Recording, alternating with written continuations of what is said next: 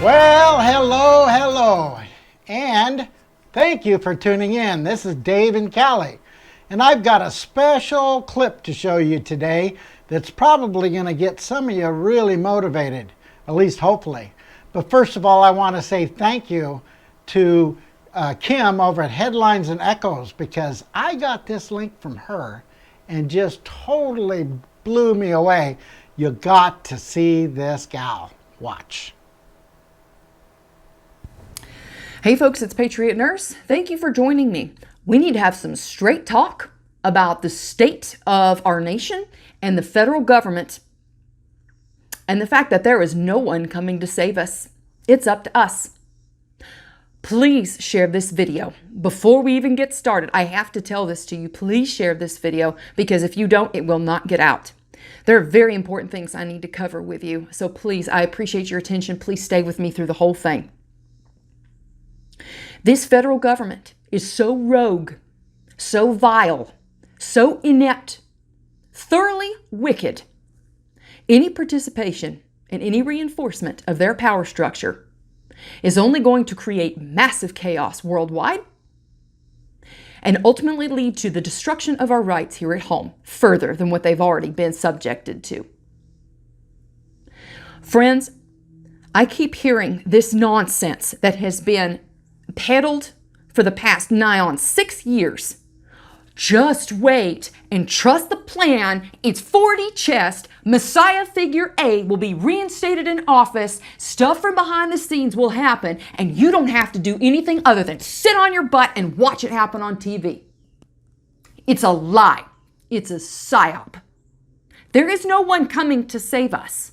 There is nobody working behind the scenes on the federal level to magically put somebody in who's going to safeguard our rights. It is gone.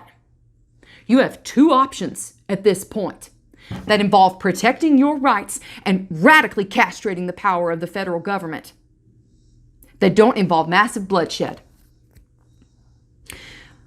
The Convention of States and secession are your only two options. You're not going to retake the feds. You need to put that right out of your mind. It's not going to happen. No marches on D.C. are going to fix this. There's no patriots working behind the scene that are going to massively take over the federal government and install back into power people who need to be there. That's a delusion. It's not going to happen. Our founding fathers knew this day was going to come. The anti-federalists in particular, who are they? Thomas Jefferson, Patrick Henry, Richard Henry Lee. These men, among others, recognized that this day would come. The day in which the federal government and all of its war escapades would have extended the powers of empire so broadly that the tax burden and the overall experience of the American individual would be greatly diminished in order to further their warmongering and their empires.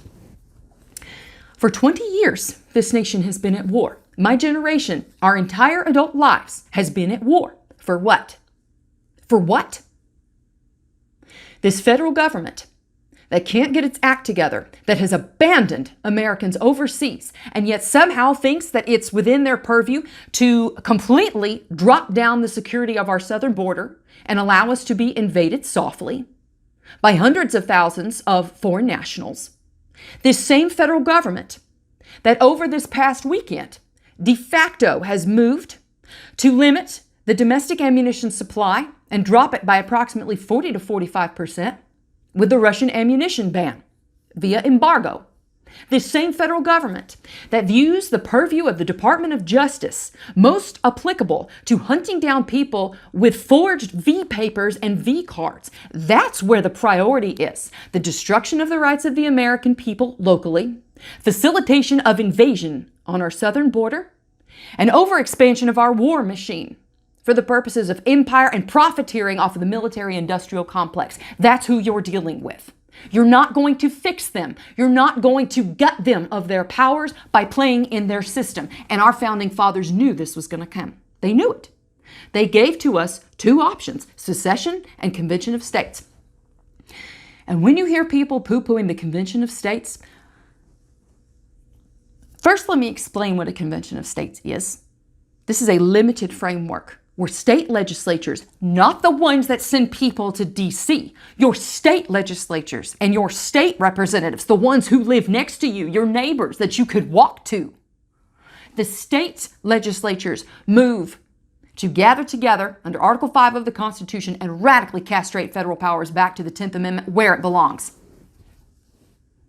And I'm sure right about now is when people say, oh, it's going to be a runaway convention. Oh, there's going to be power that gets in there from the outside. As if. There's not a no opportunity cost to inaction, friends. That is also a delusion. There is most definitely an opportunity cost to sitting and doing things the exact same way they've been done. It's further enslavement. It's a coward's answer for someone to say, oh, we're just going to sit here on our hands and complain and do nothing. Do nothing to extricate themselves from the situation which they and their families before them dug us into. The generations before, and not everybody, the en masse experience of the past two generations has been, just be calm, don't overreact, have something to drink, sit back, watch Wheel of Fortune, or binge watch Netflix. It'll all be better tomorrow. Bull. Look at where we're at. 20 years of my generation going and fighting and dying and coming back maimed. For what? So that I can have to worry about the government listening to me on my phone? So that I have to go through X number of humiliating steps to get on a freaking plane? So that this same federal government now is weaponizing the entity itself against Americans who hold traditional and constitutional values? The people who are saying, oh, don't do the Convention of States. Here's my question to you. What's your other solution that doesn't involve bloodshed and that produces action at some point? You've got none. None. Whoa, that's pretty powerful, huh? Well, if you want to see the whole thing, I cut it short because I didn't want to, show the whole thing, but I wanted you to get a taste of what she is all about.